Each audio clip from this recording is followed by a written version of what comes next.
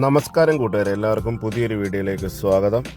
പാലട ഇഷ്ടമല്ലാത്ത മലയാളികളുണ്ടോ അല്ലേ? അപ്പോൾ നമ്മൾ ഇന്നൊരു സദ്യ സ്റ്റൈൽ പാലടയാണ് വെക്കാനായിട്ട് പോകുന്നത്. നല്ല പിങ്ക് കളറിൽ നമുക്ക് പാലട എങ്ങനെ വെക്കാമെന്ന് നമുക്ക് നോക്കാം. ഈ റെസിപ്പി അതേപടി ഫോളോ ചെയ്യുകയാണെങ്കിൽ നിങ്ങൾക്കും നല്ല പിങ്ക് കളറിൽ പാലട ഉണ്ടാക്കാനായിട്ട് സാധിക്കും. അപ്പോൾ നമുക്ക് പ്രിപ്പറേഷനിലേക്ക് കിടക്കാം.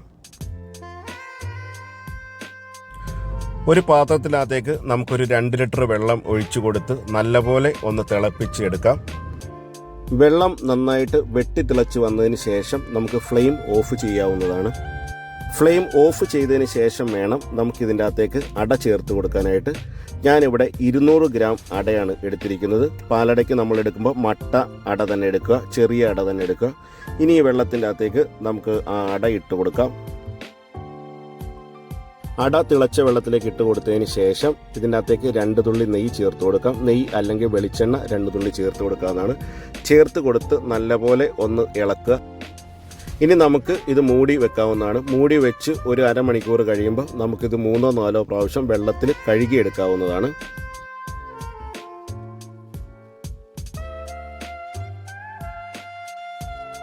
പായസം വെക്കുന്നതിന് നല്ല അടികട്ടിയുള്ള ഒരു ഉരുളി അടുപ്പത്തേക്ക് വെച്ച് കൊടുക്കാം. ഉരുളി നന്നായിട്ട് ചൂടായി കഴിയുമ്പോൾ നമുക്കിതിൻ്റെ അകത്തേക്ക് ഒരു 300 ഗ്രാം പഞ്ചസാര ചേർത്ത് കൊടുക്കാം. പഞ്ചസാര ചേർത്ത് കൊടുത്ത് നമുക്കൊന്ന് ഉരുക്കി എടുക്കണം.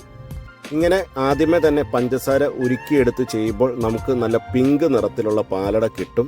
പഞ്ചസാര ഉരുക്കുമ്പോൾ ഒരു പ്രത്യേക കാര്യം ശ്രദ്ധിക്കണം, ഒരുപാട് ഫ്ലെയിമിലിട്ടൊന്നും ഉരുക്കരുത്. ഉരുക്കി ഇത് വെള്ളം പോലെ ആയിക്കഴിഞ്ഞാൽ ഇത് ഭയങ്കരമായിട്ട് കഴിക്കും. അപ്പോൾ ഇത് വെള്ളം പോലെ ഒരു കാരണവശാലും ആകാൻ പാടില്ല.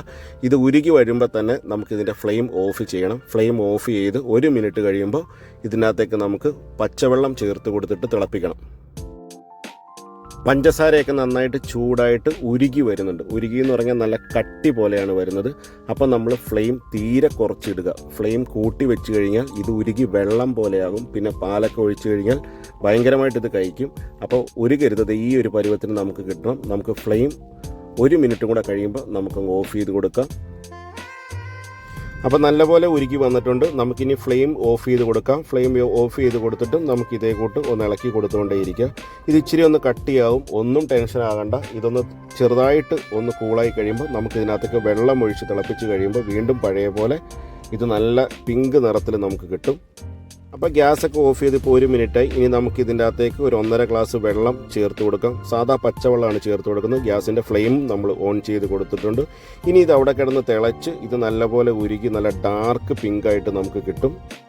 പഞ്ചസാരയൊക്കെ ഉരുകി നല്ല ഡാർക്ക് പിങ്കായിട്ട് നമുക്ക് കിട്ടിയിട്ടുണ്ട്. ഇനി നമുക്ക് ഇതിൻ്റെ അകത്തേക്ക് പാല് ചേർത്ത് കൊടുക്കാം. ഞാനിവിടെ 4 ലിറ്റർ പാലും 1/2 ലിറ്റർ വെള്ളമാണ് ഇതിൻ്റെ അകത്തേക്ക് ചേർത്ത് കൊടുക്കുന്നത്. 1/2 കിലോ അടയ്ക്ക് 10 ലിറ്റർ പാലെന്നാണ് കണക്ക്. അപ്പോൾ 1/4 കിലോയ്ക്ക് 5 ലിറ്റർ. നമ്മളിവിടെ എടുത്തിരിക്കുന്നത് 200 ഗ്രാമാണ്. അപ്പോൾ നമുക്ക് 4 ലിറ്റർ പാലാണ് വേണ്ടത്. ഇതിൻ്റെ അകത്തേക്ക് 1/2 ലിറ്റർ വെള്ളവും കൂടെ ചേർത്ത് കൊടുത്തിട്ടുണ്ട്. പാലട ഉണ്ടാക്കുന്നതിന് പാല് തിളപ്പിച്ച് വറ്റിച്ചെടുക്കണം. അന്നേരം നമ്മൾ കൈവിടാതെ ഇത് ഇളക്കി കൊടുത്തുകൊണ്ടേയിരിക്കണം. പാല് ഒന്ന് തിളച്ച് വരുന്നവരെ നമുക്ക് ഹൈ ഫ്ലെയിമിലിട്ട് തന്നെ ഇത് കുക്ക് ചെയ്യാം. വൺസ് നമ്മുടെ പാല് ഒന്ന് തിളച്ച് വന്നതിന് ശേഷം നമുക്ക് കൺട്രോൾ ചെയ്യാൻ പറ്റുന്ന രീതിയിൽ വേണം, നമുക്ക് കൺട്രോൾ ചെയ്യാൻ പറ്റുന്ന രീതിയിൽ വേണം നമ്മൾ ഫ്ലെയിം സെറ്റ് ചെയ്യാനായിട്ട്. അപ്പോൾ തിളയൊക്കെ കൺട്രോൾ ചെയ്യാൻ ബുദ്ധിമുട്ടുള്ള ആൾക്കാർ പാലട ഉണ്ടാക്കുമ്പോൾ കുറച്ച് വലിയ പാത്രത്തിൽ വേണം ഉണ്ടാക്കാനായിട്ട്.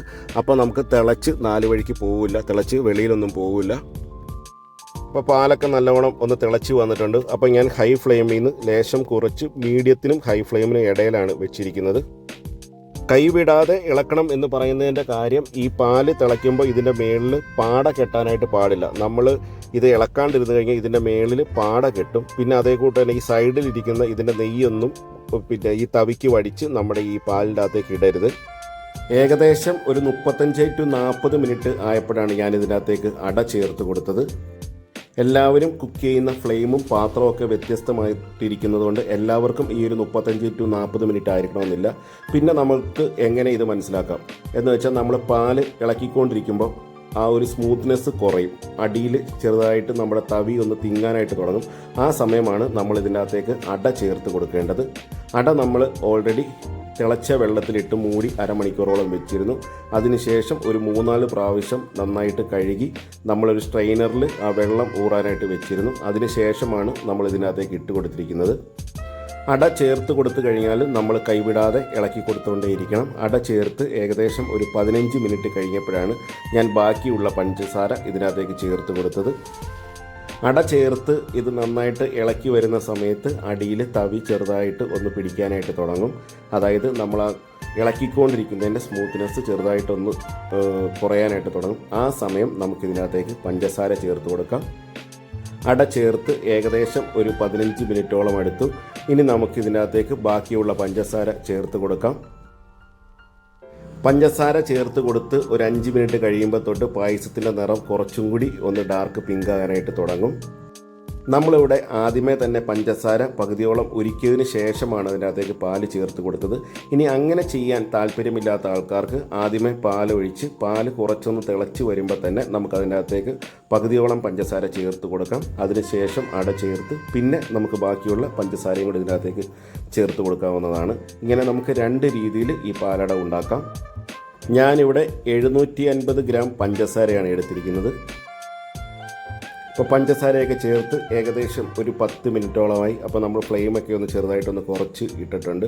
പായസം ഒന്ന് കുറുകി വന്നിട്ടുണ്ട്. നമുക്കൊരു 2 മിനിറ്റ് കൂടെ കഴിയുമ്പോൾ നമുക്ക് ഫ്ലെയിം ഓഫ് ചെയ്യാവുന്നതാണ്. അപ്പോൾ പായസം ഒന്ന് കുറുകി കിട്ടിയിട്ടുണ്ട്. ഇനി അധികം കുറുകേണ്ട ആവശ്യമില്ല. കാര്യം പായസം തണുക്കുമ്പോൾ വീണ്ടും നല്ലപോലെ അങ്ങ് കുറുകും. ഇനി നമുക്ക് ഫ്ലെയിം ഓഫ് ചെയ്യാം. ഫ്ലെയിം ഓഫ് ചെയ്തതിന് ശേഷം ഉടനെ തന്നെ മറ്റൊരു പാത്രത്തിലേക്ക് പായസം പകർത്തണം. ഉരുളിക്ക് ചൂട് ഉള്ളതുകൊണ്ട് പായസം ഇതിനകത്ത് ഇരുന്ന് കഴിഞ്ഞാൽ വീണ്ടും കുറുകാനായിട്ടുള്ള സാധ്യതയുണ്ട്. അതുകൊണ്ട് തന്നെ ഏത് പായസം വെച്ചാലും ഉരുളിയിൽ നിന്ന് അന്നേരം തന്നെ മറ്റൊരു പാത്രത്തിലേക്ക് മാറ്റേണ്ടതാണ്. നമ്മൾ വീട്ടിൽ കുറച്ച് പേർക്ക് പായസം ഉണ്ടാക്കുമ്പോൾ നമ്മൾ ഈ ഒരു രീതിയിൽ ആദ്യമേ പഞ്ചസാര ഉരുക്കി നമ്മൾ ചെയ്യുകയാണെങ്കിൽ നല്ല പിങ്ക് കളർ കിട്ടും. പിന്നെ വലിയ സദ്യയൊക്കെ ആണെങ്കിൽ ഇതേ കൂട്ടല്ല ചെയ്യുന്നത്. പാല് തിളച്ച് അതിനകത്തേക്ക് പഞ്ചസാര ഇട്ടാണ് അത് പാലട ഉണ്ടാക്കുന്നത്. അപ്പോൾ നമ്മുടെ നല്ല പിങ്ക് പാലട റെഡിയായിട്ടുണ്ട്. വീഡിയോ കണ്ട് ഇഷ്ടമായ കൂട്ടുകാർ ഒരിക്കലെങ്കിലും ഇതൊന്ന് പരീക്ഷിച്ച് നോക്കുക. ഇഷ്ടപ്പെട്ടെങ്കിൽ ലൈക്ക്, കമൻറ്റ്, ഷെയർ എന്നിവ ചെയ്യുക. ഞങ്ങളുടെ ചാനൽ ഇതുവരെ സബ്സ്ക്രൈബ് ചെയ്യാത്തവർ സബ്സ്ക്രൈബ് ചെയ്യുക. എല്ലാവർക്കും നന്ദി, നമസ്കാരം. ഇനി മറ്റൊരു വീഡിയോയുമായി നമുക്ക് കണ്ടുമുട്ടാം.